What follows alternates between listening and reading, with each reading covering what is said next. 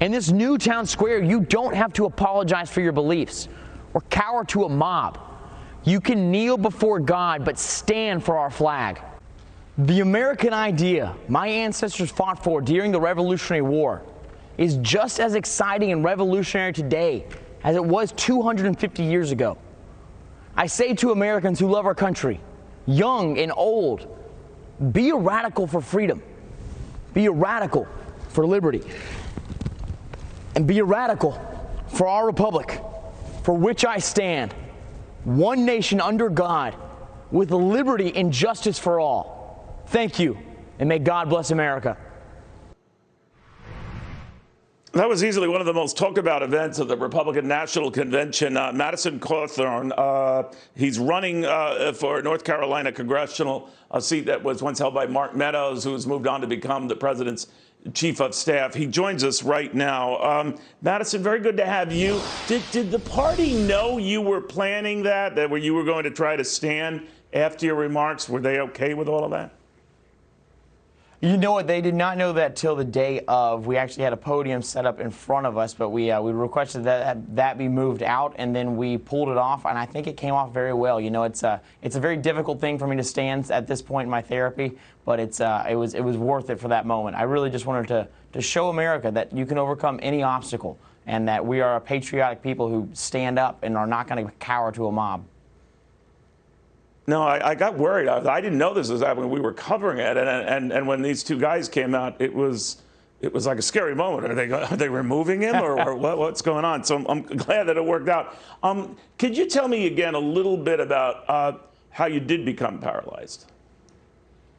Yes, so I was 18 years old. I had just gotten a full-ride scholarship at NC State for a NRTC scholarship. I was awaiting acceptance to the Naval Academy. My whole life was ahead of me. Really, everything was going great in my life. And then I stepped into a car to go with a drive for one of my best friends, but I did not know that would be the last step I ever took. I was taking a nap in the passenger seat, and my friend, for whatever reason, thought it would be better as a group activity. And so he fell asleep behind the wheel. We ran into a concrete barricade. It was next thing I saw were the lights in the hospital. And you're paralyzed for life. Paralyzed for life. Yes, it was. It's something that just you don't even have the chance to fight back. And obviously, going through something like that, Neil, as I'm sure you can imagine, it teaches you perseverance or grit. Overcoming things. But it really did teach me, and it's something I touched on in my RNC speech. But it really taught me empathy. It taught me what it's like to go through life without everything being perfect and everything not going your way. So I've now gotten to a point in my life where I want to walk a mile in somebody else's shoes before I try and make a judgment on them or try and make a decision for them. When you were running in the Republican primary, which you won handily, you were not the president's choice. I understand he will be supporting you now as the nominee. But do you know whether he's going to campaign in your district? Do you know what his role will be? Do you welcome it? Oh, I do welcome it. Yeah, he actually made an appearance in my district on Monday. It was great. We were supporting our local farmers, and one of the biggest agriculture guys in my area, Kirby Johnson, an incredible man.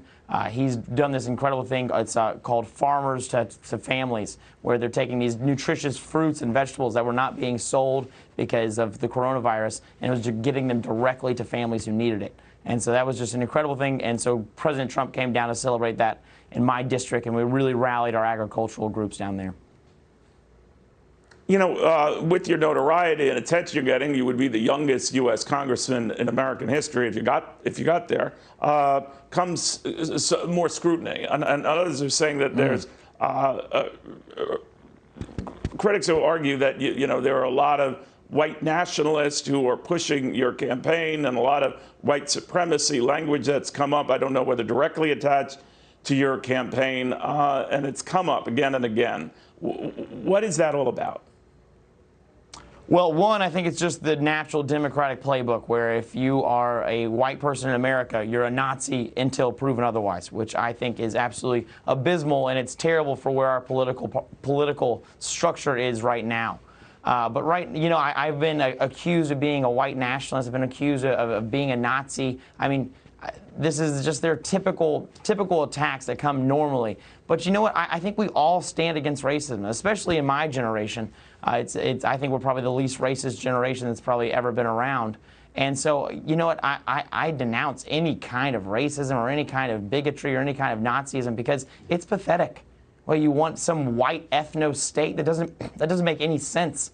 You know, if the world is going to last for another 2,000, 4,000 years, you know, we'll all probably be somewhere in the middle. We'll all be brown, like my fiance. You know, I'm very disappointed that we're all going to be attacked, act like I'm some kind of white nationalist, because that's very, very sad. I was raised in a world where you're supposed to treat everyone with honor, dignity, and respect. And I think that's what the Republican Party is. We're the big tent party. We don't classify people by race or by gender or by ability. We just all welcome people of all walks of life equally, and that's why I'm a Republican. All right. So when others are saying as well that there's some issues that have come up, you know, in the past, sexual misconduct by charges by a number of victims, I believe most have been anonymous. I don't know much more about this and how far back this goes, but do you want to address any of that right now while you're with me? Yeah, you know what? Some allegations of sexual misconduct did come up about one of my first dates after my accident when I was 19. It was from a girl that I know and respect, and I believe her memory of those situations is just different than mine. I think we've all, you know, tried to kiss a girl before, and they've said no, but I've never tried to forcefully make that happen. So I was very saddened to hear that, and if I did ever make anyone feel uncomfortable, that's very regrettable and something I'm very sad to hear. But you know what? We're moving forward in life right now, and it would be very sad if we were to find out that this was just politically motivated, somebody trying to keep the gavel in Nancy Pelosi's hands and trying to ruin somebody's good name. Did these allegations then come up post your announcing your run for this congressional seat?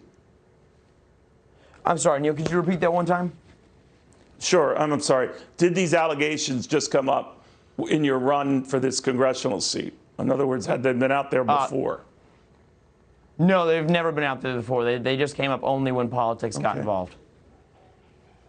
All right. Madison, we'll follow it very, very closely.